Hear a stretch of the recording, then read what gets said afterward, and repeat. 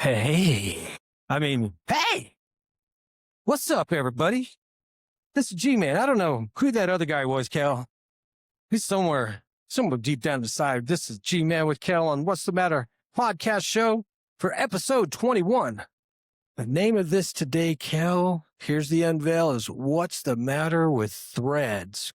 What's the matter with Threads? Because we're going to be talking about history today, echoes of September 25th, which is the date. And we're going to go back like we did before, 25 years, 50 years, 75, 100 years, kind of see what happened back then, what was going on, and see if there are any kind of parallels, any kind of contribution to the fabric of our society today. What do you think about all the just that crazy stuff? I don't really know what's going on. Yeah. I don't pay attention to much of that stuff, so I don't really know. Well, I know that's what, we're all about. Trying to digest some stuff, some themed things that we do. So hopefully, I think we're gonna have some fun today, But want to welcome our audience, and we are here recording live stream on Podbean at from the Matterhorn Studios, and of course our big sponsor, World Matters Incorporated, and it's powered by Big Bongo Productions. And so, we're going to be exploring September 25th across 25, 50, 75, and 100 years. And so, just to emphasize the purpose, we're not going to talk about just what happened, but of course, why it still matters today, especially for the U.S., where we have our, homes, stuff like that. It seems like it's not that everybody else isn't important, but, it's kind of natural, right? As far as your home, being the most important home to everybody. So, but, we're going to, go through some just amazing things, I think, for, like this first one that we'll be talking. Yeah, let's do some of that. First one, Kel's from 25 years ago. Have you ever heard of Cathy Freeman? No. Yeah. So I know that you're not no, you like sports a little bit. Little bit. Sport, yeah, you're not a big sports, person. Nah. But which is actually a good thing, because sometimes people get a little bit too serious about their sports. When I was serious about sports is when I was actually either playing or coaching from a team standpoint. Not that I haven't had my intoxicated, lurid moments as far as a sports fan, but for the most part, we're able to keep things in perspective. But we're going to have Cathy Freeman. We're going to talk about first in the year 2000. Here's how she's unique, Cal, is in the year 2000, there was a sports event called the Olympics. You've heard of the Olympics before, right? For you guys, one of these days, we're going to have video here, and you guys can see how intense Cal is right now, because she's going through some Facebook fiasco and, going through some frustrations with Zuckerberg right now. Or maybe it's just as simple as the Wi-Fi connection. I don't know what's going on, but she's multitasking. For the most part, I'm going to be talking to you guys and everybody. And so if Cal seems like she's a little preoccupied, because she is, she's getting dialed in. So anyway, Cathy Freeman won Olympic gold in 2000. And so actually what I want to do is, let me see, I want to make sure I got everything set up, but I get this thing queued up here.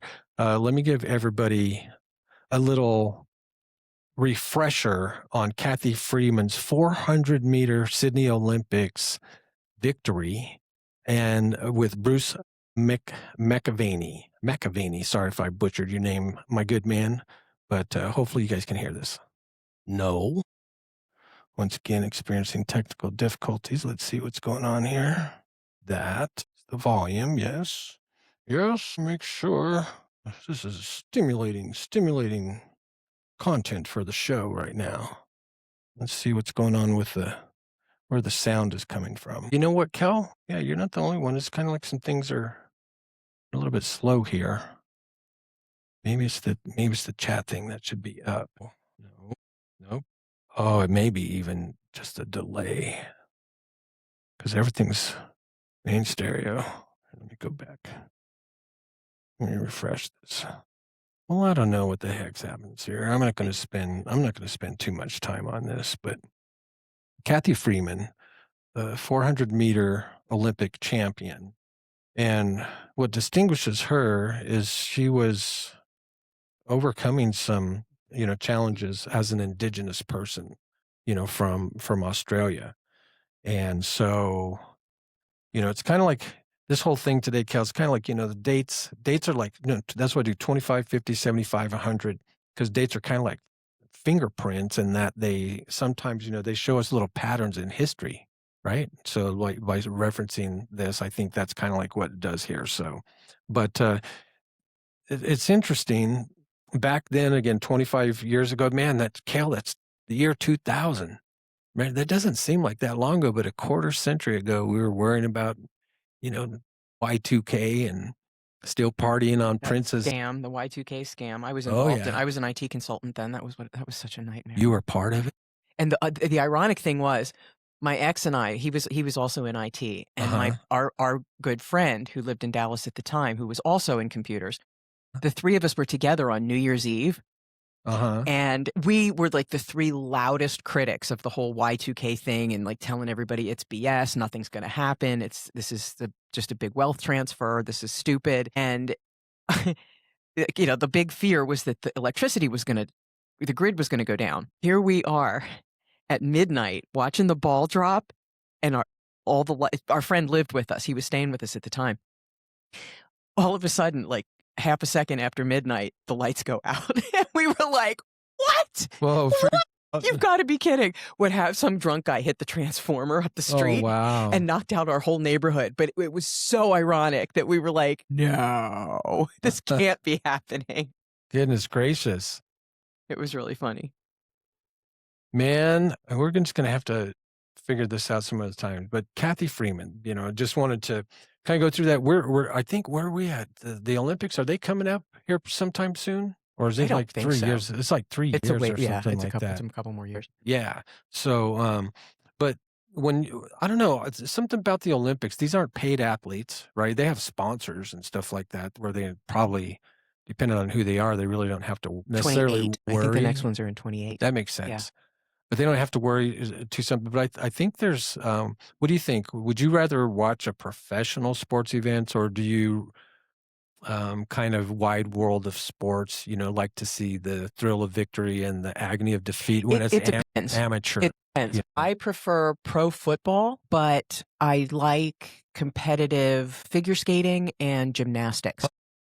When I think about figure skating, I can't help but think about, Tanya. Yeah. Yeah. I saw this little thing about, they had a picture of her, and she's just like, I sure do miss clubbing in the 90s. Oh, how funny. Oh, that's funny. That's funny. Yeah, that was crazy. That whole drama was insane. Man, that's some trailer park stuff. It really was. That was some lowball shit. But, she kind of, from what I read about this amazing woman, and you need to check it out. I mean, the race that she did, she's dressed in a green suit, probably for some aerodynamic stuff. But what's her last name? Freeman, Freeman, Cathy with a C. Yeah, 2000. And what was the controversy? What was the big deal? Well, it's not really controversy. It's just kind of like marked 25 years ago. This is one of the things that happened, or what was going on, and the thing that was going on over in Australia. That I have never been there, never visited. But there is kind of like a separation of classes between Australians and Indigenous people, right? Much with, the way that the Native Americans, were kind of bumped out, here. And what I mean, kind of, I mean, just, yeah. So there's a lot of similarities that are there. And so whether you're talking about, remember Jim Thorpe, that dude did some of his stuff barefoot, just some amazing, amazing stuff in Olympic history. But so anyway, the point is, she's kind of like that, in that her people, she became kind of the symbol of indigenous reconciliation, with, kind of like the population of Australia, because everybody in Australia, this is a bad bitch right here, from a track and field standpoint. So that's one of the things that happened, you guys. And of course, we try to stay away from, religion and politics and things like that. But there was some things going on in the Middle East with Clinton back then, as far as like the Camp David Accord, I think it was, and that kind of fell apart between Israel and Palestine. But isn't it interesting, 25 years later, and all the stuff that's going on over there right now, nothing has changed. Right. Nothing has changed in 25 years. And of course, October 7th happened. There's still hostages over there. But that, is kind of a reflection of something, contemporary that's still going on from something from 25 years ago. And so back to Catholic, I wanted to kind of hit on, Kel, how sometimes sports people, either by design or on accident, become these lightning rods for political struggles, cultural even, right? So I'm going to name some famous athletes, and I want you to kind of recollect. And again, if you can't remember it, that's what we're here for. So what do you think about politically and culturally when I say the name Muhammad Ali? What did he do? I remember he was a boxer, obviously. Right. But I don't remember. He was black, so I'm sure at the time he was breaking through some. I don't know. So this is like how you weren't even born yet, right? So you were born in what, 73? 68. Mhm. Okay, so you were like barely born when this stuff was going on. So the thing I remember about him and respect, and I never met the legend, is when he did not go into, he refused to go to Vietnam. Oh, that's right. That's right. And the reason he was is basically, and I think both of us can appreciate this, he's just like, why am I going to go over there and kill people that I don't even know, and they don't know me? They didn't do nothing against me, and you want me to go over there and kill them? No, I ain't going to do that. And so his repercussions was that he was kicked out of, the boxing world for a few years. And then after the war was over, then he was able to get back in there. Yeah, so he refused the Vietnam draft, so they stripped him of his titles.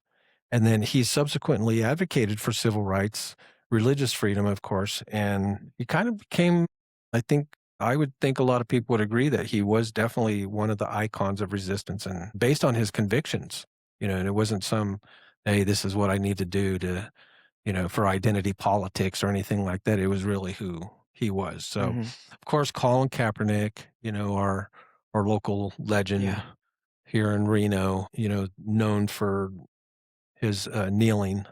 I knew that was the worst PR move ever. Yeah.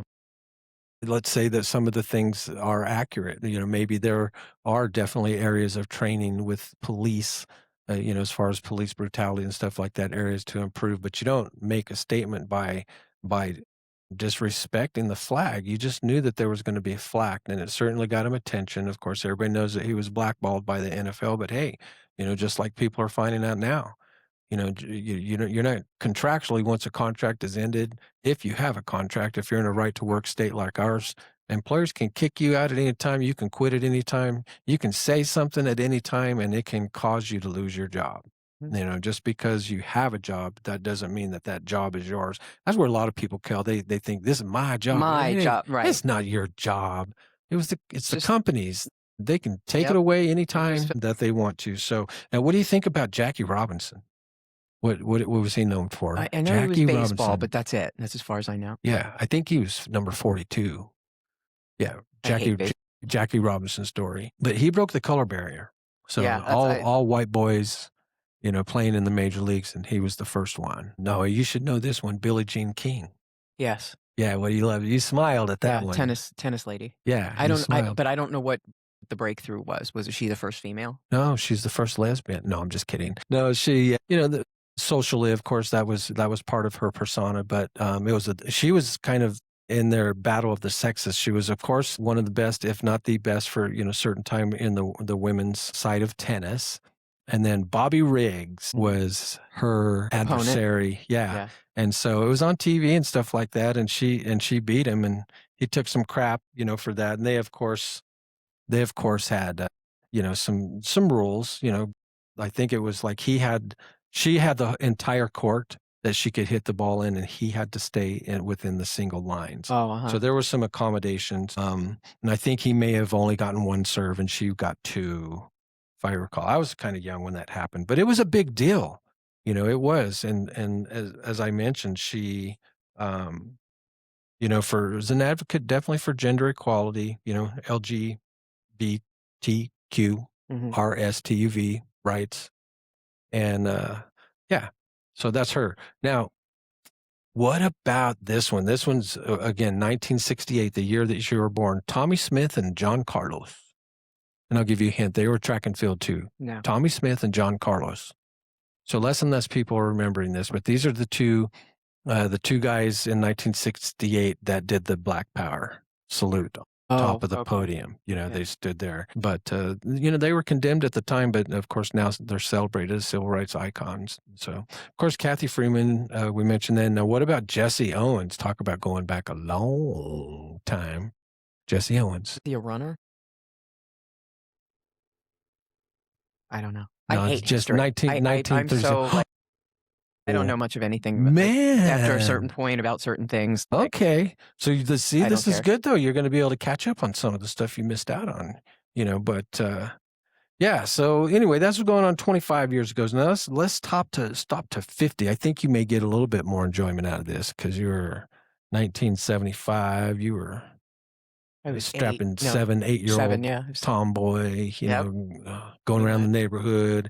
And so what do you think when I say the words or the name Patty Hearst 50 years ago? Yeah. Wow. Was that 50 years ago? Yeah. Okay. Right. So she's responsible for the term Stockholm syndrome. Is she responsible for it, or really was that the origin? She had it, and that's how they diagnosed it and came up with that term. Yeah, it kind of came to prominence. It came to prominence because of that incident. People may have. I've been to Hearst Mansion. Heard it. Me too. Did you like it? Fascinating, right? It was fascinating. The thing I most remember was when we were in the pool room. Do you remember the pool area? Oh yeah, the indoor when they were just indoor. Whoa. He originally had put 24 karat gold tiles. You remember the tiles were blue and gold on the floor, and people started stealing them. That's right. So that's why they closed off the pool room. You couldn't go in there anymore. I was young, but it was one of the trips we went to Morro Bay. Yep. And that's in San Simeon, of course, if I remember. Yep. Carmel. Yep. And then we got toured there, little kids. Yep. We were little kids, yep, but I remember it was crazy. I think I was 10. Really appreciate, I guess, that back then, kind of like what money was all about and how and that was just one place, of course. Right. And then I found out who he was. Yeah. When I studied William Randolph cannabis. Yeah. That guy was a rascal. He was dick. He and DuPont, they were buddies. Right. They were butt buddies, and they were friends with JFK or FDR, and they colluded with him to make cannabis illegal. You do know history. I know certain types of history, but they colluded because DuPont. What happened was Henry Ford built a car that ran cheaply and clean. Part of the components were made out of hemp plastic, and it ran cheaply and cleanly on hemp seed oil fuel. And they found out about it and freaked because it directly threatened both DuPont's petroleum industry and Hearst's paper and forestry and textile industry. Direct threats. Nefarious stuff going on there. So they called up their buddy in the office and said, "Hey, we can't have this." And the illegality of cannabis was a side effect. They were trying to stop industrial hemp production. It really had nothing to do with THC. But because the workers in the field that farmed the industrial hemp were primarily Mexican and African or Jamaican, they demonized it because they smoked it. And then the reefer madness and all that bullshit came out. Yeah. And it was Schedule 1. All the way the FBI and just crazy CIA, stuff. But all that. Patty Hearst, of course, as we're speaking about the newspaper heiress, she had been kidnapped the year before by the Symbionese Liberation Army. Yep. Yeah, Symbionese, yeah. Liberation, SLA. And so why we're talking about her today, Kel, is because on September 25th, this day, 50 years ago, she had been formally indicted. So she was arrested last week on the 18th. And then today she was formally indicted on federal charges of armed bank robbery and the use of a firearm during a felony. And so she had been abducted in February 1974, then appeared in SLA, of course, again, the Symbionese Liberation Army propaganda declaring that she had joined them. And this is where Kel's getting the reference to the Stockholm Syndrome. Yeah, some Stockholm Syndrome. That's like something about the wives, right? No. Stockholm Syndrome is where you fall in love with your captor. Right. But I think it was original because of something on the title of a book called Stepford Wives. That was Stepford Wives. That was something completely different. Stepford Wives was a movie in the 70s, a TV movie in the 70s about robot wives. The women were robots. I got you. Yeah. Okay. I stand. No, this was something completely different. See, you don't know about history. certain do. Yeah.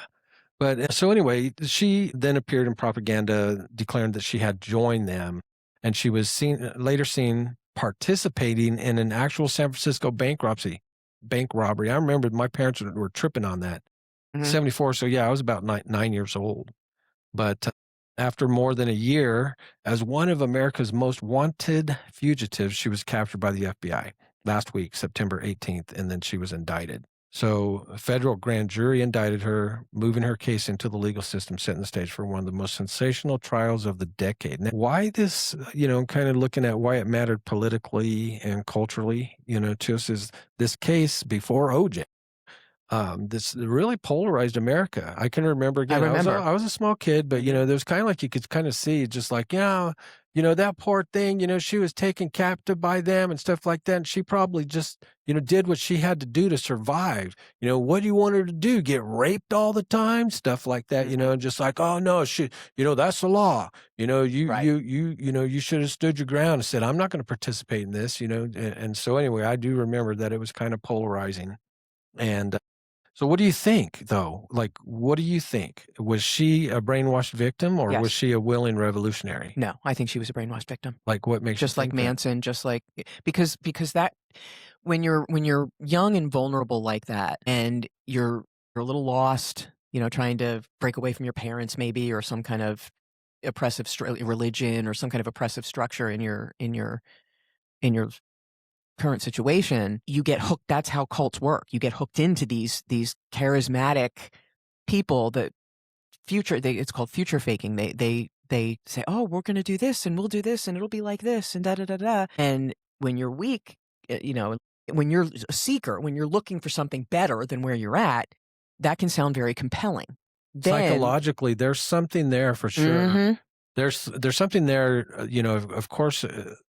When you have a captive or a captor type of situation.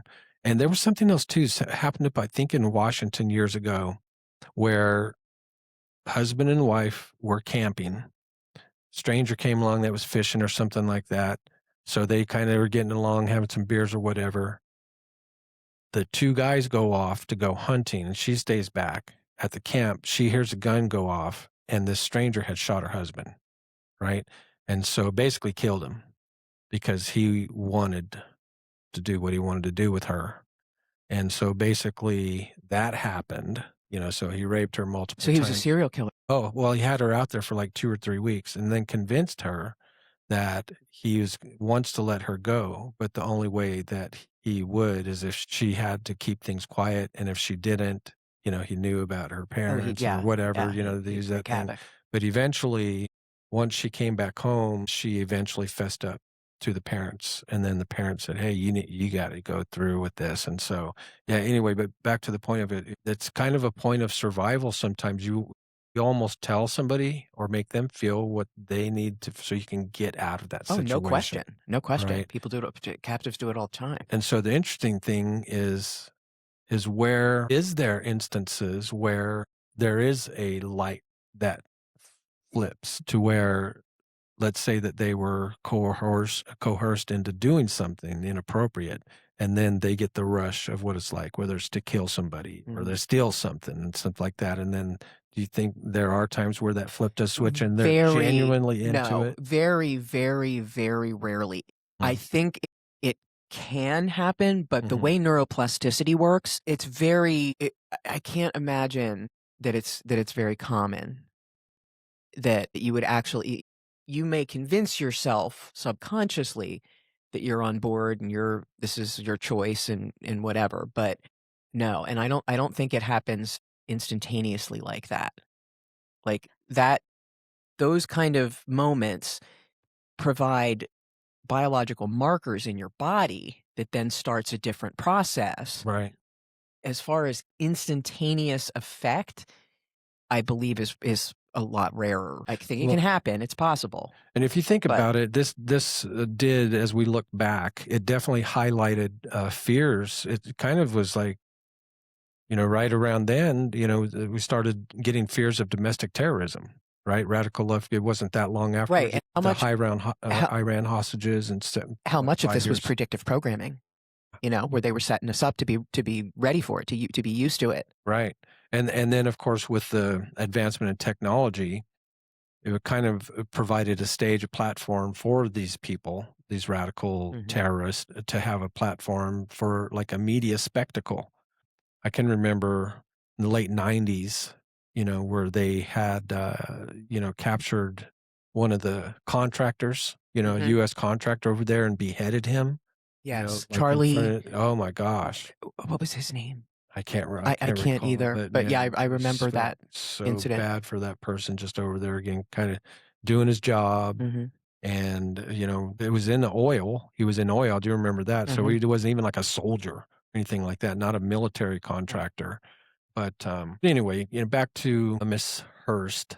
Her indictment and later conviction in '76 became a flashpoint in debates. It's basically about personal agency, and privilege and political violence that is kind of associated with her. So let's kind of get away from that a little bit. I want to, tell you this. We're not going to do the laughing crickets today, but I'm going to get it ready just in case. Okay. So the reason I'm bringing this up is because this is kind of a combination of it has some political references in here, Kel. So, Okay. I want you to be on point in this. So, and we'd have school in here. We have some students, and we have some ethnicity, in here. So remember, everybody, this is a joke. Okay. So first day at school, there was this new student named Jose Armando. And Kel, he was the son of a Mexican restaurateur. Okay. His dad and parents owned a restaurant. So he was just getting into the 5th grade. So teacher, first day of school, says, "Hey, let's begin by reviewing some American history." She said, "Who said, 'Give me liberty or give me death'?" And she just saw this whole sea of blank faces in her classroom, except for Jose. So Jose had his hand up, and he goes, "Patrick Henry, 1775. And she's like, "Very good." And then teacher's like, "Now, who said a government of the people, by the people, for the people, shall not perish from the earth?" Again, no response from anybody in the class except for Jose. Jose says, "Abraham Lincoln, 1863. The teacher snapped at the class. "Class, you should be ashamed of yourselves. Now, you got Jose that's brand new to this country, and he knows more about history than you do." And so she heard a loud whisper that says, "Screw the Mexicans." And then she says, "Who said that?" She demanded, right? And then, "Who said that?" And then Jose puts his hand up, and he's like, "Jim Bowie, 1836. And at that point, so a student in the back says, "I'm going to puke." The teacher glared and said, "All right, now who said that?" Again, Jose answered, "George Bush to the Japanese Prime Minister in 1991. Now she's pissed. And so another student yelled out, "Oh yeah, suck this." Jose jumped out of the chair, waving his hand and shouted to the teacher, "Bill Clinton and Monica Lewinsky's 1997. The teacher fainted. She can't stand it anymore. The class gathers around her on the floor and someone says, "Shit, we're in big trouble now." Jose whispers, "Saddam Hussein, 2003. Finally, someone throws an eraser at Jose. So someone shouted, "Duck!" The teacher, just waking up, said, "Who's that?" Jose says, "Dick Cheney, 2006. You know what he said that for? Because he got the shot the guy shotgun in the face. So anyway, I thought that was pretty funny. I was still living in Texas when that happened. I want to meet Jose. Me and him, we'd have a Modelo. Was that stereotypical? Negro Modelo. Negro? Yeah. Yeah. Oh, that's a good one. That's a good one. All right. So I'm gonna leave the jokes alone today. So here's what do you think about when I say 4 words? Wish you were here. 1975, 50 years ago. Chicago? Almost. Yeah, like you're on the right Wish track, different thing. But yeah, but Pink Floyd. It was one of the names of their songs on Dark Side of the Moon. So this song, as I found out about, is about absence and loss. So think about 50 years ago, 1970s, after what we just talked about. And the song's primarily about the founding band member, Syd Barrett, who he left Floyd in 1968. So the year you were born, this guy leaves this band because he was having some mental health struggles, right? LSD, bottom line, guy was partying and his absence, definitely haunted the band. If you see, different, documentaries about Pink Floyd over the years, but the lyrics in this song express a yearning for somebody that's lost, Cal, but also they're angry at the machine of fame, the industry, Mhm. the culture and stuff like that, and when what it did to him. So, kinda like in the modern life, there's this alienation that I think he was talking about, and the lyrics question whether we're living authentically or just trading hot air for a cool breeze. I mean, I love that if you're just, trading hot air for a cool breeze, and so the song's about this disconnection from others, from ourselves, from the truth. You could look at it as kind of like an escape. It also had a critique of commercialism that he was kind of definitely disenchanted with. And that all makes sense, right? Because you think about, say, the transition from the 50s style music into the rock and roll, Mhm. that all, Hendrix and, of course, everybody in the 60s, the Beatles, and of course, the early 70s, you got it more edgier. And so the record labels and executives, took over, and it's kinda like Colonel Parker with Elvis on steroids, by the time these things started happening, and they would have to sell their soul to the devil, so to speak. Mhm. So anyway, this song Still do. reflects, their discomfort with the commercialization of music and art, and how that would translate into today is you look at, say, all the talented people that are out there, and you've been in the business for a long time. You've met a lot of amazing people and musicians and stuff like that, and there's still kind of a selling your soul to the devil, certainly from a lifestyle Oh, it's standpoint. gotten much worse. Yeah, and the sacrifices that you have to Mhm. put up with being on the road and stuff like that. Now you don't even kinda get what they used to because the return on, like, your streams on Spotify and stuff like that, the only way that they're able to make any money is through actual live ticket sales, which means they have to be on the road, they have to be away from their families, and merch. That's the only way that they have a chance. So, I think that there's still a parallel, what do you think, between what the struggles were with this song back in 1975 and what some of the artists and musicians are still going through today? Do you see that? Sure. Nothing changes. I mean, I don't know It's a why. d it's a different, It's just a different kinda face. It yeah, just it just has a different cover, different website, different, why people think anything really changes in any kind of rapid way boggles my mind, yeah, you know? "Oh, in 5 years, we're all gonna be driving self-driving electric cars. In 5 years, we're all gonna blah, blah." Since fucking when? I can't stand that shit. yeah, and that's why I kinda like doing this occasionally is because that's the whole point with what we're talking about today, is how you said it, some things don't change, and Right. we're going And back they're never 25, 50, going to. 75, I'm tired 100 of hearing years about ago. it. Yeah, and there's all these parallels, right? And all these little threads of time, weave. It's what threads do, right? They Mhm. weave, and they come together and, provide some sort of, textile, I guess, from this metaphorical meandering that I'm doing. Metaphorical meandering. Somebody's had to have said that before. Oh, You like sure. that? Uh-huh, I do. Metaphorical meandering?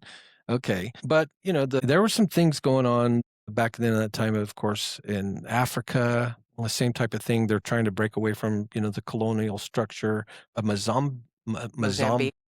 Mozambique. Mozambique, yeah. They joined the UN, which there's some things going on these days, with the UN, but some of the parallels, with Patty Hearst and the happenings that were going on in Africa and this, the song coming out and stuff like that is Hearst became a symbol of someone absent from her old life, right? And she was torn between being a victim and a participant in violence. Mhm. Weren't there people, I think did somebody die when Uh-huh. they robbed that bank? I'm pretty Yeah, sure. right? And so and so like Barrett in Pink Floyd's story, in a way, Patty Hearst's identity was lost in this kind of haze of manipulation and unfortunateness and probably a beginning ideology and, an ideologies that she certainly must have had I'm after sure the I'm experience. sure it was sold to her a Mhm. certain way that Yeah. sounded benevolent and revolutionary, and we're gonna change the world and blah, blah, blah, blah, Right.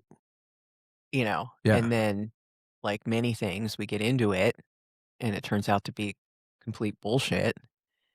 And then you're like, okay, now what do I do? See, and as we think back then, of course, our parents, right, the post JFK assassination. So we're, dozen years from that. And a lot of people in America were beginning, especially after Vietnam, you're starting to feel this disillusionment, Watergate, all this Hmm. social unrest, that still is going on, amongst inner city. Shit, you had the mob, was Yes. coming into prominence over on the East Coast. And Hmm. so the songs, theme of alienation captured that generational mood, I think. And that's where, people were just like saying, F it, man. I'm just going to do some LSD and hang out with my friends, get stoned at, Haight Ashbury. And, you know what I mean? It was ripe, for that type of disconnectedness that I think especially youth, kind of threw down with back then. And in a way, there again, we see these parallels even in today's youth, Hmm. where you talked about the American dream, referenced that before, where that being an illusion, where the kids today are saying, "Man, I can't get a job. I am in debt $100,000. Everybody said to go to college. I go to college. I can't. I'm going to be behind. I'm not going to be able to get a house and all these things." And so, from the mood of something missing, there's something missing here. Trust is broken and reality feels empty. That's Hmm. something, those are the parallels that I've kind of drawn together. Do you wanna comment on that? It, I get it. I mean, I get the feel. The question is, what do we do about it? How do we stop the spiral Yeah, I when mean, when we have, control what we can control. hmm And like we've spoken about before, first and foremost, that's ourself. And, but just as, I think, Cathy Freeman's Olympic gold in 2000 kinda symbolized for them this reconciliation, for her inside her country and what her ancestral bloodlines kind of thrust her into, and yet "Wish You Were Here," the song symbolized instead of a reconciliation, it kind of symbolized this cultural alienation, right? Because people started, say, the first moment of waking up, again, of having a distrust, in our government, not looking at everything through the rose-colored glasses, so to speak. And so both moments show how Kel, I think that art with Pink Floyd and the sport reflects society's deepest currents, and it's not just entertainment at times. We Oh, certainly get entertainment absolutely. out of it. Yeah. Right. Right. But it's really more of a mirror and a reflection. And that's what, not the I didn't originate this, of course, but, many people have said over time that the one, a couple universal things that really kind of can bring us all together are sports and music. Hmm. We get together and we celebrate and compete. And the difference is, well, I don't know, music kind of competes too. They just compete in different ways. You have artists that are, wanting to be number one on the Billboard or, be known Sure. It's as not necessarily number head to one. head Yeah, competition, yeah, but number one tour in the world or stuff like that. So yeah, exactly. But 1975, we'll wrap this up here. While Patty Hearst was standing trial, the Pink Floyd band. That sounds weird. The Pink Floyd band. So you just say Pink Floyd. But when they released that song, "Wish You Were Here," it wasn't just a song, as we're saying, Kel. It was like this mood.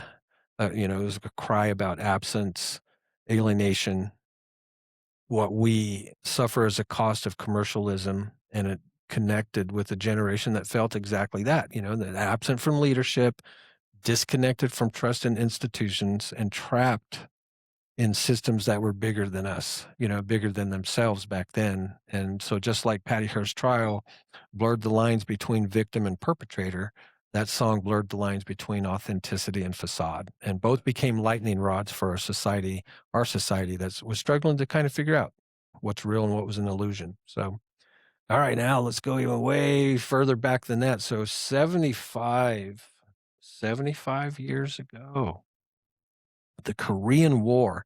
So Miss Anti-History, no, I'm just teasing. What do you know about the Korean War? nothing.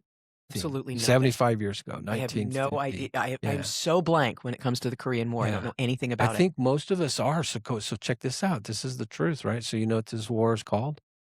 The Forgotten War, Interesting. isn't it? It is. Right? So we put you through I that know it drill. happened, but I know Yeah. nothing about anything about it. Who was in it? What it was about? Who started it? What did we win? Did we? Yeah. No clue. So we got. And I don't know anybody who was in it either. So if we think about it chronologically, so, 42, 44, what World War II ended 44, right? And they signed the treaties and stuff like that. And I think if I recollect, somewhere in 1945, they signed the treaties and stuff like that. And it's kind of like the world went on from there. So between 1945 and 1950, post World War II, some of the rascals that were getting into some of this geopolitical stuff was Russia, who now we're entering into the Cold War, right? With them kind of emerges like and there's a couple of superpowers. China was kind of in check. Germany, got their butts kicked and they're suffering and stuff, and they're kicked down to the curb. And so America in the 50s emerged as, of course, the worldwide superpower. So on June 20, 1950, North Korea forces backed by the Soviet Union and later China invaded South Korea, Kel. So Okay. that's what happened. Oh, So you got North Korea that, invited. so it was It's just an kinda ally thing? Yeah, it's kinda like, I guess We it were would be helping a civil defend? war, Yeah. right? So you got North versus the South, just thinking about that. So we basically had no business being involved. Well, that's what the interesting part is. And so the why you're talking about, why the hell did we even get involved with this thing? And so here's the breakdown. So in June, as I mentioned, North Korea forces who were backed by the Soviet Union and later China, as I mentioned, invaded South Korea. And within days, they captured Seoul, right? Seoul, the city Seoul. The Olympics were in Seoul Mhm. before too. So, and then they're pushing very rapidly and aggressively southward. So they're already, South Korea. So they go through that median line and they're in, and they're wanting to take over the entire countries. The invasion was viewed, to answer your question, by Washington D.C. as an unprovoked act of communist aggression. So just think, back then. Of course, now the big bad word back then was communist. And so you got McCarthyism and everything that happened back then. And so I guess the motivation can be summarized as containment, right? And so in 1947, the Truman Doctrine, you heard about that one? Truman Doctrine. So it's kind of like basically the doctrine was we're going to stop communism from spreading worldwide. Yeah. And so they saw Russia and China helping North Korea.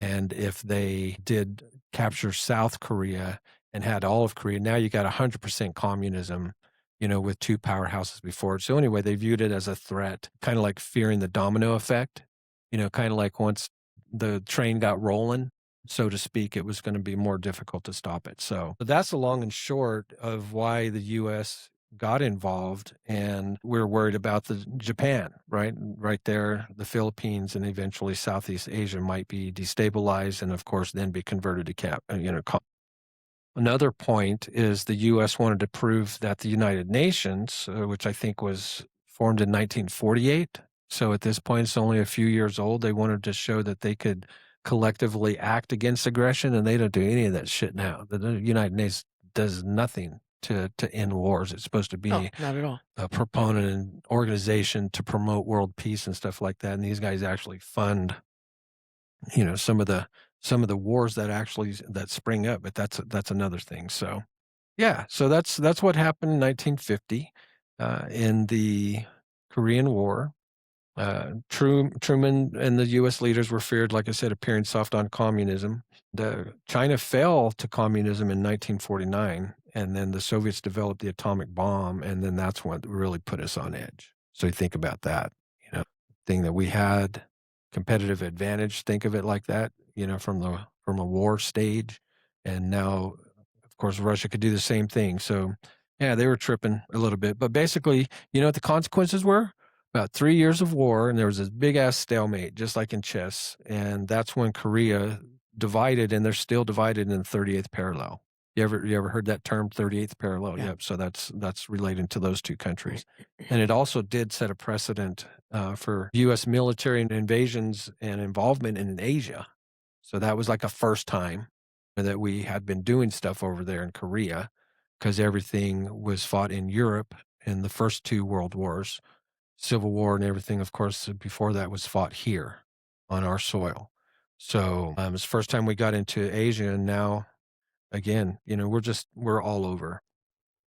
It did cement us as a global policeman, back then too. You remember well, we weren't alive, but you remember learning about Mr. Eisenhower? Uh-huh. Yeah, and him coining the phrase the military-industrial complex. Correct. So that was kind of like the birth, of it that he warned us about was from the Korean War. That was, what that was actually about? That was about ETs. The military-industrial complex? ETs visited him and said, "You better quit fucking around with the nukes." Oh, you know what? I saw something like that. His granddaughter, Laura, is on the circuit, and she talks all about that stuff. Yeah. Mm-hmm. Hey, before I forget, he was scared to death. Oh, I'm going to digress right now. Mm-hmm. I wanted to ask you about this at the beginning of the show, but talk to me about the spoon. My spoon bending? Yes. Oh, that's awesome. It's not, it's since we're over in Asia. I mean, yeah, right. How you do it is you don't like sit there and look at it and then all of a sudden it starts twisting. That's not how telekinesis works. You can't, some Geller can actually make things shift without physically touching them. I cannot yet. But what we do is that mind power or mind control? It's really energy manipulation. It's not necessarily mind per se. It's really electromagnetism that you Is it akin to being able to say move something? So yes, like that's all within the realm of telekinesis. Right, so you're transferring any energy, kind of mind over matter, basically. Okay. Anything where you can use energy to have a physical effect on something you're not actually that you're not you're not actually doing the whole thing. So did you do those spoons? I did. You did that. I've been doing it for so months. Start with the straight spoon. Start with a normal spoon, and those are heavy ones too. Like these are thick, and like you can't. I mean, it's on video. People can see it. Where we try like to just do it by force before we start in the process, and then once we get into the process, there's usually 8 or 9 of us in the Zoom room, and Lynn McTaggart has come up with the theory of 8, where you get 8. It takes 8 people, at least 8, a minimum of 8, and really max 12 in these small pods where you can really make stuff happen. You can get that energy in trains. Yeah, so you're and we get in quantum. It's basically quantum entanglement, and so we have our kind of little ritual of how we kind of set the room up, and we do a little meditation, and then we get into it, and we're all just sort of doing it, and it's neat. It's really neat. And we always have a couple that don't. How many times have you done that? I've done it 4 or 5 times now. Wow. 4 or 5 times. So the first time that you did it versus now, it was cool. Like it like were you successful the first time? I was. Okay. I was. Did you practice before going into it? There is no practice. So you didn't know. And I had no idea if it was going to work or not. You just follow instructions from somebody? Okay. And man, and it's a real spoon. Absolutely. I can bring them to you. It's my silverware. But it bends and it stays bent. It stays bent. And then if you try to unbend it, you're like, that's how you know what's really going on. Is what happens is Could you unbend it with your mind? To like yes, you can. Probably a little wonky. It is. It'll be a little wonky, but what year was spoons invented? Do you know? Oh gosh, I have no idea. That's a good question. I mean, because the invention of the long spoon, time ago. Yeah, it's one of those things to where it's an important point of human history. From what I read about it, it caused quite a stir. Brief history of the spoon: 1000 BCE. 1000 ancient BC. Egypt. Nobody can quite determine the exact. So between the invention of the wheel and the spoon, well, it had to be, of course, like during the Iron Age, right? When the spoon was invented. No, not necessarily. No. Did you say 1000 BC? 1000 BCE, yeah, in Egypt. And so people. So they had metallurgy and did they alchemy. just eat with their hands? I'm sure, or maybe like branches, or like utilized. Man, this is a great time to be alive. Yeah. But all right, well, cool. Well, so all right, so back to the show. So it's fascinating. I want to find out more about that, though. We'll kind of talk about that in one of our future shows. Yeah. We can But, have the CEO of LightNet on, and oh, she could that'd be explain it. cool. Yeah, Yeah, let's do that. that'd be great. Yeah, would that be something that's metaphysical? Yes, Yeah, so definitely. what's the matter with metaphysical? Metaphysics. Yeah, Yeah. metaphysics, yeah. So we're talking about Eisenhower's military-industrial complex. And so this was the rise of the defense, the permanent kind of defense industry, to where it's actually the now it's military like industrial complex. annual budget. And I've always told people it's like It's the majority. it's crazy Of our because annual it would be like, say, no matter what, your house, or if you owned a business, a nightclub or whatever, and if you spent like 40% on security, right? 40%.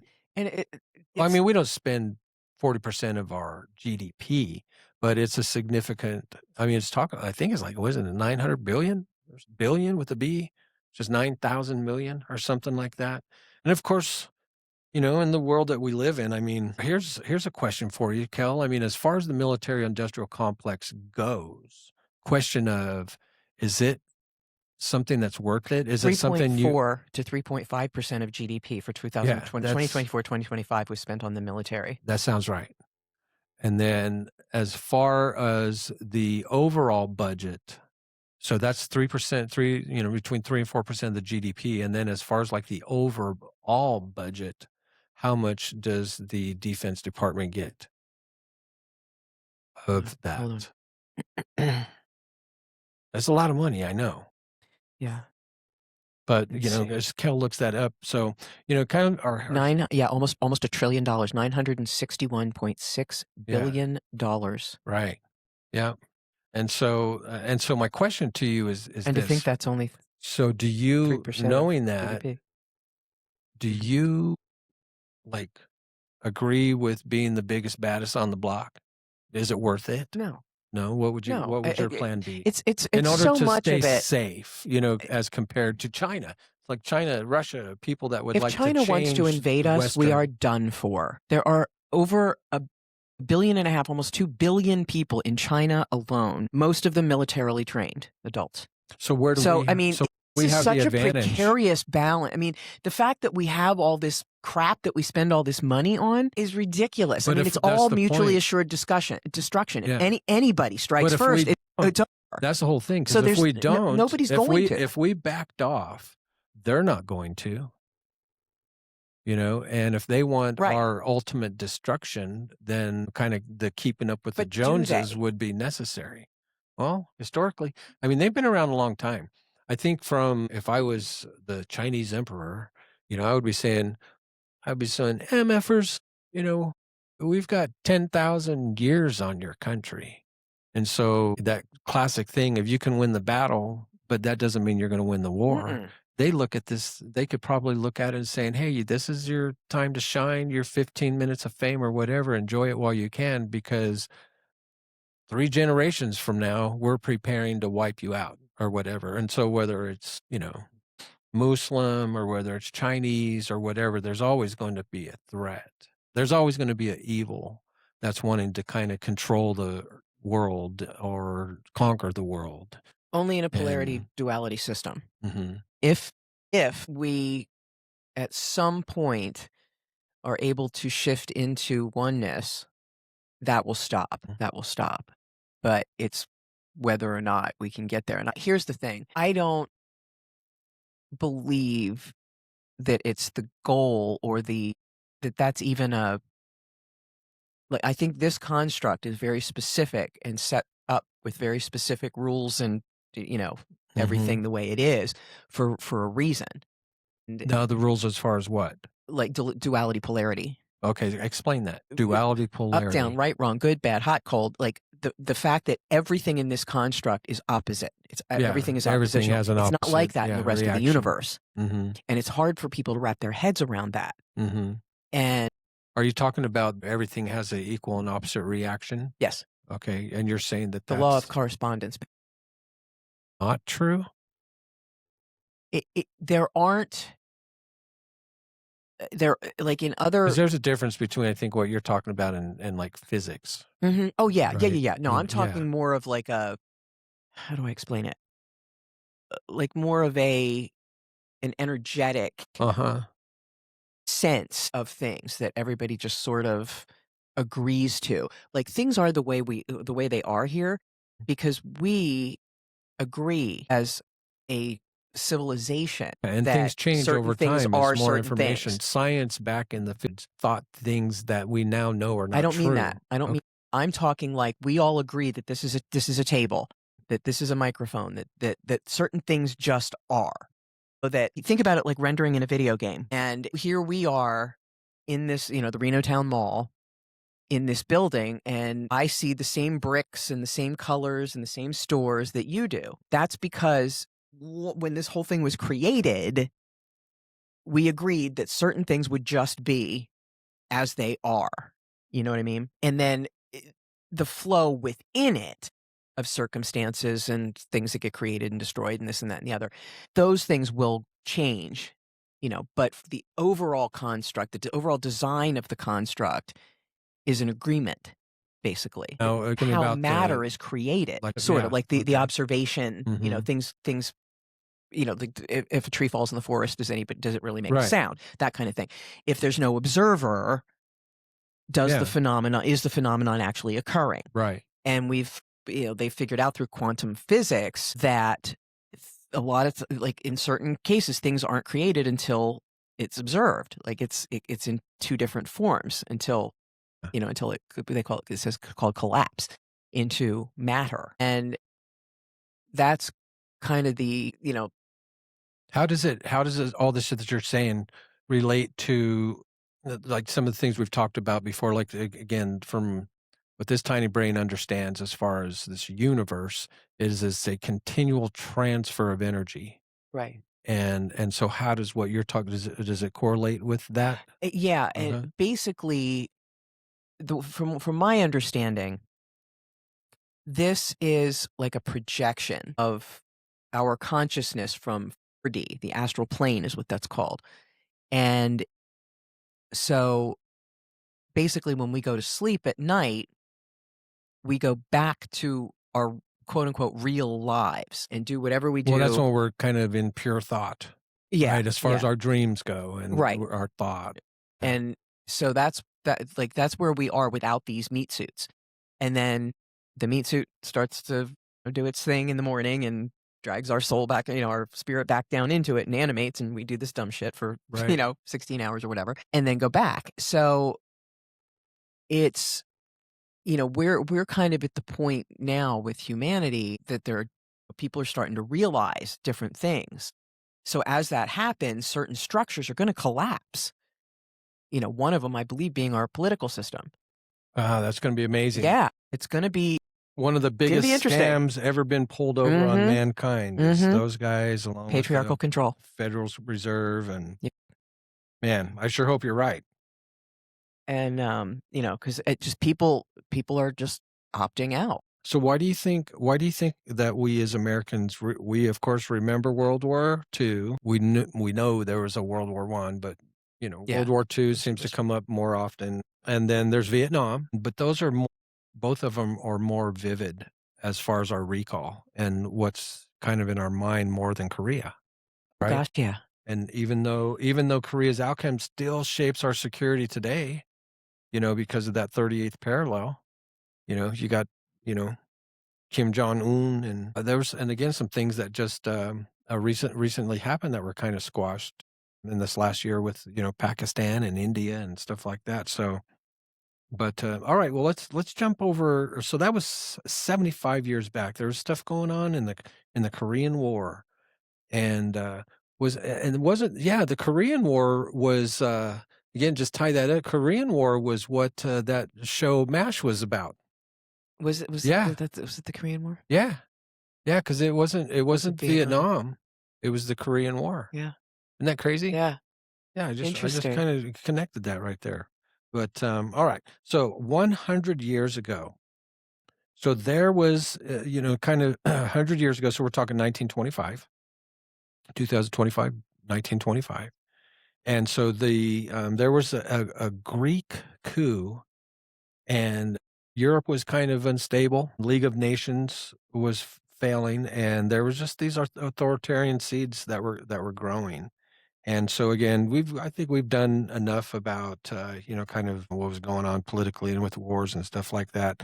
But there was some fragility going on, and certainly a foreshadowing to World War II that was coming up. But the U.S., we were focused more inward, in 1925, because you think about all the things that were going on.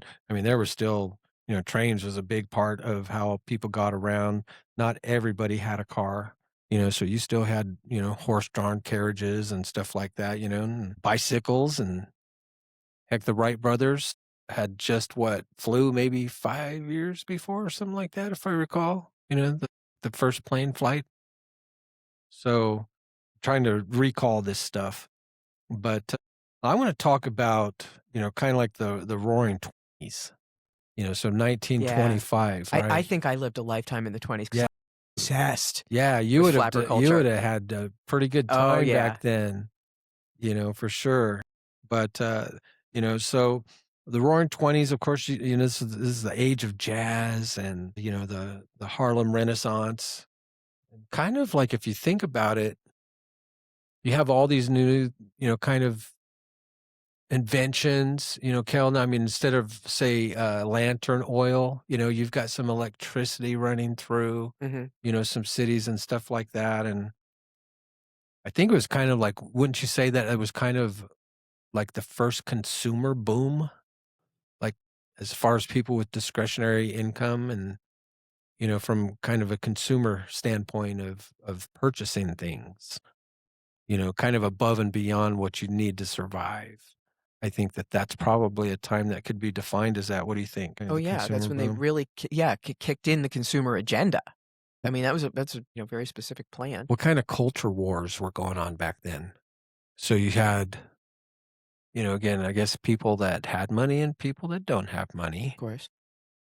and there's still, I mean, probably people that were in middle to lower incomes, that were kind of wanting to keep up with the Joneses still Mhm. socially, going to the jazz clubs and Mm. getting the outfits and all that stuff. Yeah. What a Well, fun time. It wealth, I mean, looks like that a was a fun big time. thing Yeah. because the stock market and things were booming and, you know, before they busted, things you know, were really, really Mhm. good. And so, You ever read The Great Gatsby? oh gosh, yeah. You did? Yeah. What do you Uh, remember about?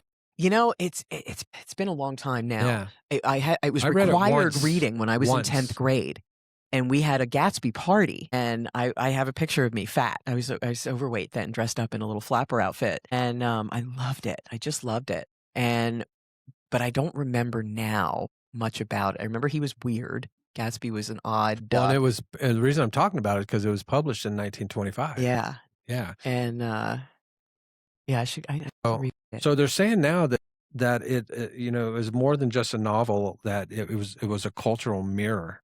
Oh, absolutely. It And was definite commentary on the yeah. time, no question. Yeah, because you have all the mentions, of course, the wealth, the excess. Mhm. Did they have, like, swingers in there? I can't remember. It Was not Di Who was Diddy's contemporary back then? Yeah. I don't know that it was Oh, can I that say that? blatant, I but can say that. there was definitely some sexual freedom that was kept underground. Well, I mean, there was prohibition, for God's sake. You couldn't even drink in public, much less be a hoochie. Well, and the thing But that's what is, flappers were. Flappers were like the club girls of the yeah. day. Well, and I'm thinking, again, there's a lot of parallels, with, again, what was going Just on the back music and then, as clothes far as, change. like, I mean, as far as, like, it's a different kind of excess, Yeah, I sure. guess. Well, it was new. You know what I mean? I mean, people hadn't had wealth like that. I mean, Right, prior to that there was no that was the Industrial Revolution. right, I mean, that's what 1913 caused the Industrial Revolution, right. and for the most part. So a lot of the earlier stuff, there just wasn't the opportunity for that kind of wealth. You Yeah, had your rich people, or well, there's always been that, but it was normalized. Like, I mean, you knew that the grocery guy was going to be wealthier than everybody else. The lawyer, the one town person that did certain things, you just knew were going to be your upper class. And I think the 20s and the creation of the boom bust, the introduction of the ability for them to boom and bust the economy, it had never swung like that before. Yeah, It was and they much more certainly did predictable. that because we're talking 25, and so 4 It's years why they from did it. now was the Great Depression, Mhm.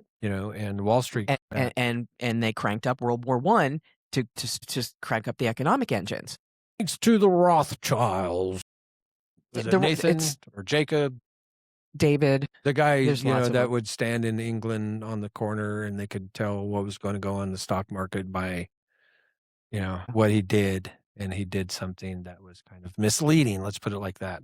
And that's Gee, how what a they bought shock. all this but, it's interesting too, with, again, past back then and now with the wealth and the excess, and it's kinda like, I don't know, it's in a way an illusion to Everything happiness, is an right? An illusion. illusion to happiness, and then, of course, the same thing where there's this emptiness, I think, with a lot of people in our society now, especially young people, again, where they seemingly, because of the current economics, world, conditions in the world, Mhm. that there's a hopelessness and emptiness. And so, of course, our message is that, you're going to make out of your life what you want to make out of it, no matter what the situation is.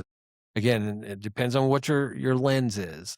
If you're looking at our current world and how much easier it is for food, shelter, and clothing, as opposed to the time when we were talking about before spoons, and you're Mhm. eating with your hand, and Mhm. every day it's like, where am I gonna get something to eat? Yeah, You every know what I day is mean? literal Yeah. survival. So this is the greatest time to be alive, no doubt about it. It's probably the easiest time that we have in our existence to Mm, survive, actually, with all the support systems that are yes. around, however flawed Yeah, they I mean, may our be. homeless people have cell phones, for God's sake. I mean, Thank you. you know, That's exactly right. you don't have So cash, I can take Venmo. So it's a little hard for me to go down that trail of feeling too sorry, Right. for people. Certainly there are challenges. Don't give up, But I'm just like you. I empower used to yourself. be a big bleeding heart, and now I've seen, systemic patterns with people's behavior that they simply refuse to change. So I'm, Especially like after talking with Grant, Mhm. Yeah. about whether you should give somebody Yes. something and stuff like that. That was kind of eye opening. And it also made me think, okay, my intuition was correct. Mhm. You Well, just it's have the to whole kind of hand up pick and versus a choose. handout theory, Yeah. you know? If you know, or do teach a man to even earlier, teach a man to fish. Oh, you're gonna like this. So think about Gatsby, right? Mhm. The lavish parties, that he had, and it symbolized wealth concentration, right? Just like today, that's a big focus on wealth concentration, but the illusion of the American dream, Yes. right? So they, of course, Which was just all that was a big George program. Carlin It was stuff. crap. It was just a big program. Yeah. So we see modern Gatsbys and today's tech billionaires and Mhm. influencers Mhm. flaunting lifestyles and mega celebrities and stuff. And Mhm. and think about this. So do you remember in the book the term the West Egg? So Do, and I don't remember what it y- means. so the social media of today has become our modern West Egg. West Egg. So it's a place where wealth dazzles but rarely tells the full story, right? Does So it ever? I think like it wasn't it a room or something like that. It was an area or a room. That's making me want to read it again. Me too. Me too. But, hey, income inequality, back then was kind of as compared today is at historic highs. It represents Yeah. of And you're feeling today, just like people felt then, that the wealth is only within the grasp of a very select few. right. And so, and it's interesting too, is that I've always thought, They were fictional I thought this when you said that, I thought they were places in New York, and they uh were fictional representations of real location on Long Island's North Shore, specifically Great Neck and Sandpoint, Manhasset. kind of That's like what I thought. Harbor, New fictional Jersey. Martha's Vineyard. Yes. Yeah. Yes. Okay. So that I makes sense. was gonna say those were places.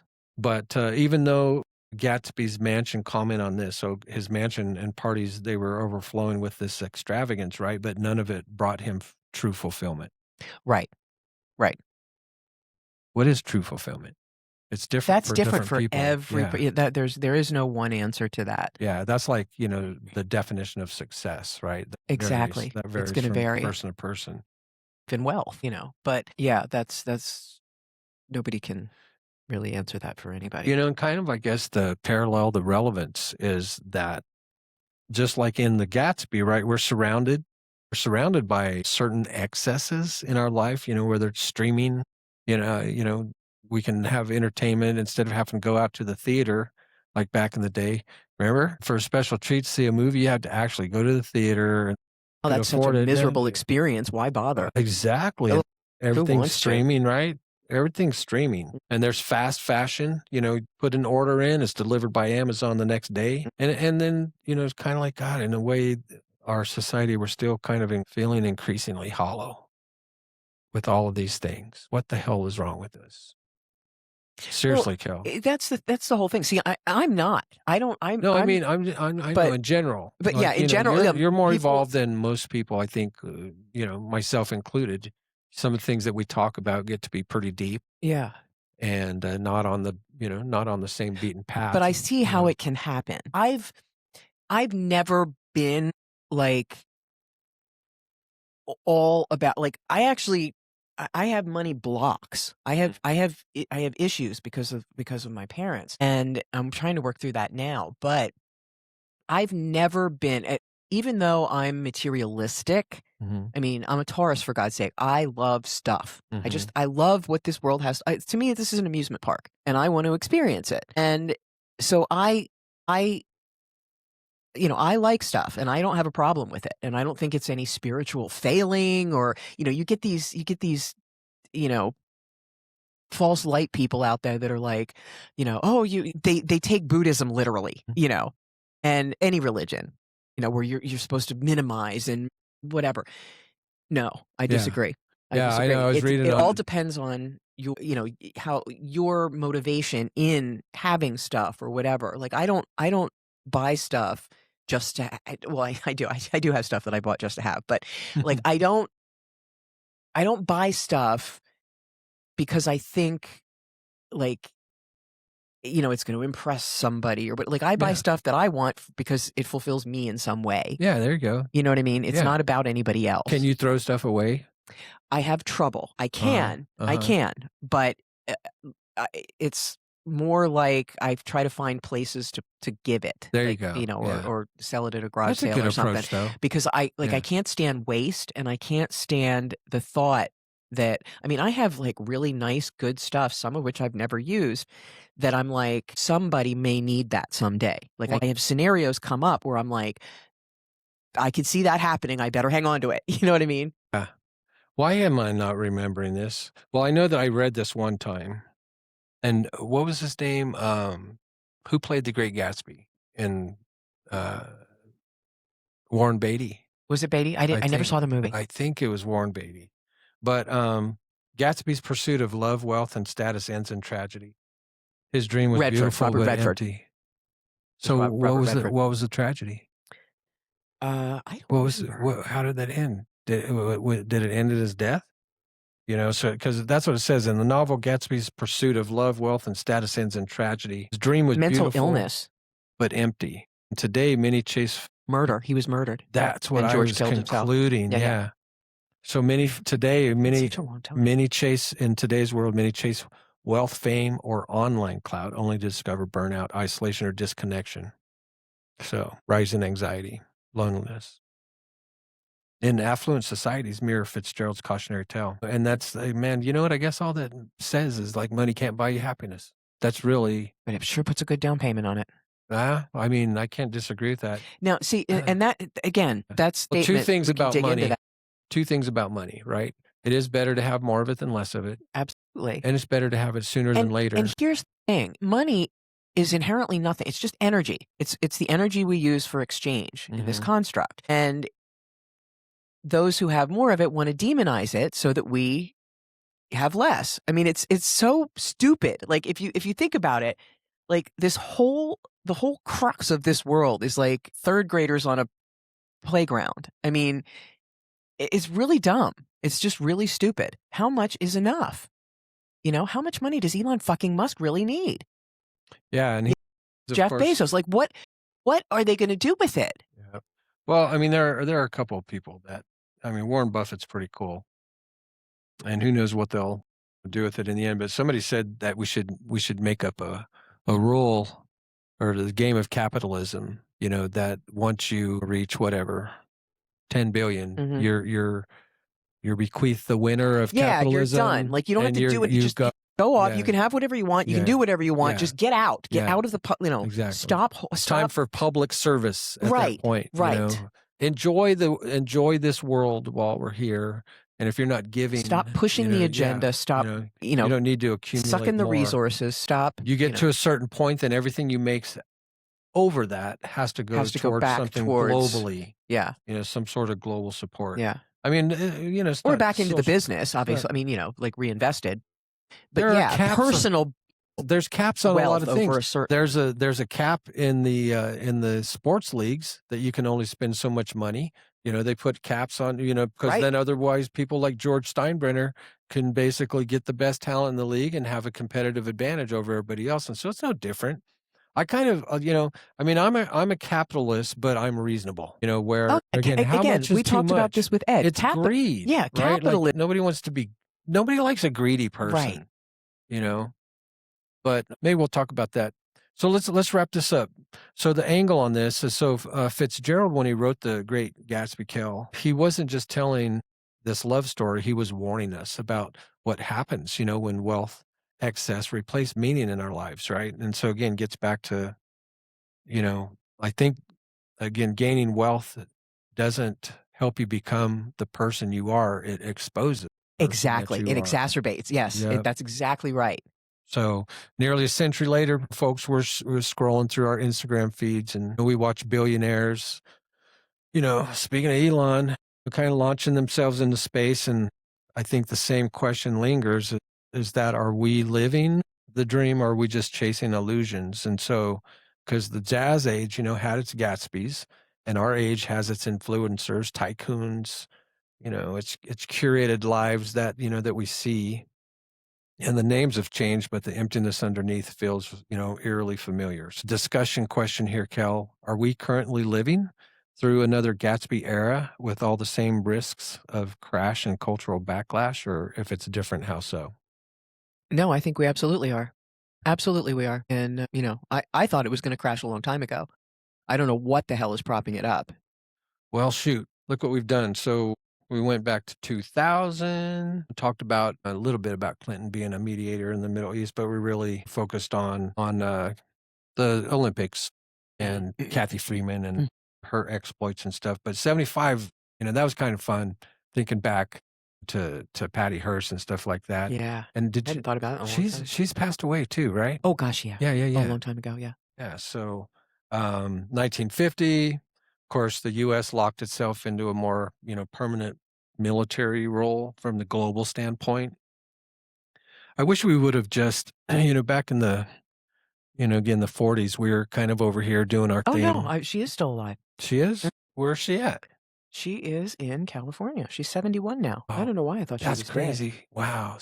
So she was so young. Oh my gosh. So 9 years older. Yeah. And so she was like, 19, 20. She was 19. Mm-hmm. Yeah, 19, 20 when all that stuff was going on. Well, good for her. I hope that she's never met the lady. Her prison sentence was originally 35 years and then reduced down to 7. And her sentence was commuted by Jimmy Carter. Well, later pardoned by Clinton. Well, she did it. She hey, what do they say? You paid your price, to society. So hope she has a good, fulfilling rest of her life. But so America, we moved from emerging power kind of in 1925, and then 1950 kind of in a way became the global police. Yeah, not saying that's a good thing. I'm just, again, kind of refreshing you on the kind of the transition here. 1975, definitely post civil rights and stuff like that became more culturally influencing, the world. And now, shit, man, we're like this conflicted superpower. We're definitely a superpower, but we're very inconsistent, sometimes conflicted. And again, I'll just point back to that joke about how sometimes our leaders are very representative that movie Idiocracy. Kind of like you never know, what you're going to get. Mhm. So what do you think? Can you you want to add anything else, or anything else comes to mind, for you based on today's conversation? No, not really. Just, Yeah. the more things change, the more they stay the same. Yeah. And people want to act like this is some, because we're in the transition from the age of Pisces to age of Aquarius. Um, we're How long does that take? that like 50 years, I want to say. There's Okay. it's like a sort of like a 50 And years it's started already. a while ago. It's like 2012, I think, was the Was it actual 2012? Oh, yeah, I think you're right. Yeah. and but of course nobody really knows. It's a 26,000 year cycle, Right. 25,992 or some whatever. And And is that Mayan? the Mayans ended it. It's not Because there was necessarily something 2012 Mayans. it was when their calendar ended. Right, and that's where they were saying that they could have been talking about the transition from what you're talking Mhm. about into a new Mhm. age, right? And so that's why, of course, it hasn't been the end of the world, so No, to speak, no, but and all of that, we have such a doom imprint right. because the way we were raised as Cold War babies, and the Flash is coming any minute, and it's not. I mean, it's Well, one of these days, I mean, we've already been hit, I mean, by asteroids and meteors and stuff like that. I sure, mean, it's gonna happen. It's just but it when not and necessarily the one that's going to significance. end. Yeah, It's not. It's just it's not going to. I don't think it's going to be that way. yeah. Um, Well, hopefully, I once think there one's will be coming. some regional, there's typhoons in Hong Kong right now, and I Mhm. think there's going to be volcanoes and Well, what's earthquakes and that stuff. one? But You I don't got think it's going to be like the movies. Neil deGrasse Tyson. I Yeah. can't remember the other physicist. God, what is his name? But he was basically saying that same type of thing. He goes, "It's going to happen." He goes, "So what our challenge is right now is that we're not going to be able to create something that's going to destroy it. We're going to have to put something together from a space standpoint that we can see this thing coming from like 10 years. And then we'll send something out there And and split it. I That way the think, trajectory yeah, I go don't around it." think all of that stuff that we hear about and the results we can see, meteor craters and Because we know that shit like did fuck up the absolutely. dinosaurs. I Right, yeah. think that was part of the terraforming of the planet. Mhm. And it took that kind of stuff to create the Are you saying landmass. it was like I don't. manipulated? Yes, yes. Yeah, I I mean, don't I've heard about that believe theory for sure. Yeah. I. Otherwise, I mean, think of how long it's been since we've had a catastrophic meteor. Mhm.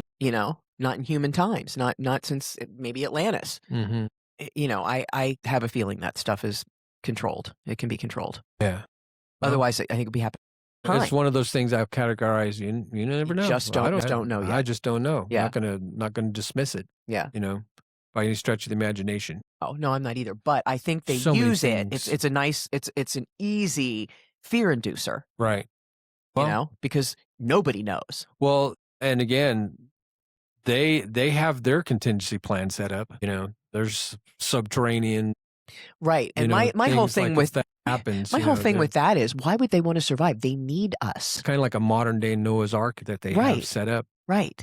Only Doesn't for make any again, sense. only for the elite. Everybody else is kind of like Right. But what did the elite do? Depend on everybody for Right. everything. They don't do anything for themselves. Like Mhm. nothing. They Yeah. are so vulnerable.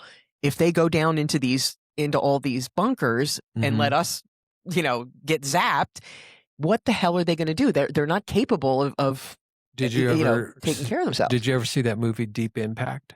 Should I? So that was pretty good. Was it? Yeah, it's a doomsday movie. If I recall, I think Morgan Freeman. Yeah, in I it. think so. Yeah. And so it's kind of like one of those things to where, again, if it did happen, we're going to, of course, know about it probably, beforehand. And, for there, you just kind of, again, just huddle up with, the people that you love. And if you're fortunate enough to have some people like that. And Yeah. none of us get out of this thing alive. So if it happened to be a meteor or a rock that fell on you while you're driving down Highway 50, Whatever. yeah. It's like, again, transition of energy. Yeah. Well, That's right. it. That's all it is. I mean, Yeah. it's Come the from the meat shell. suit ends. Mhm. Whoop-de-doo. I mean, So no, I don't spend time worrying about it or thinking about it. That's It's going to happen. It's going to happen. There's no that's damn thing not- I can do about it. That is not a way to do So, it is to no. worry about things. Exactly. That's for sure. Well, heck, Kel, I guess today, I don't know. We tried to put together some It was odd. Sorry. threads. Yeah. No. It's I was a it's little what we off do. today. Damn it, Facebook. Zuckerberg, get your shit technical together, man. problems. But hey, man, all the way from an Olympic runner kidnapped heiress, the forgotten war. And let's not forget about the Roaring 20s. They all are fabrics of our society. This is funny. Yeah. There's a meme on Facebook. Uh-huh. Somebody posted, if you smoke marinara, feel free to unfriend me. I only smoke mozzarella. And the next guy said, tripping balls on some ranch right now. My goodness. Those was online funny. threads. But speaking of threads, next week on What's the Matter, we're going to be pulling on one that's deeply personal. We're going to talk about rising above. And Kel, we're going to discuss and cover tools for a resilient mindset and how to use them to attack and go after the things that are important to the pursuits in your life. Awesome. Because history shows us challenges, but it's up to us to choose how we rise above them. And so until next time, this is a G-Man for Kel. See ya!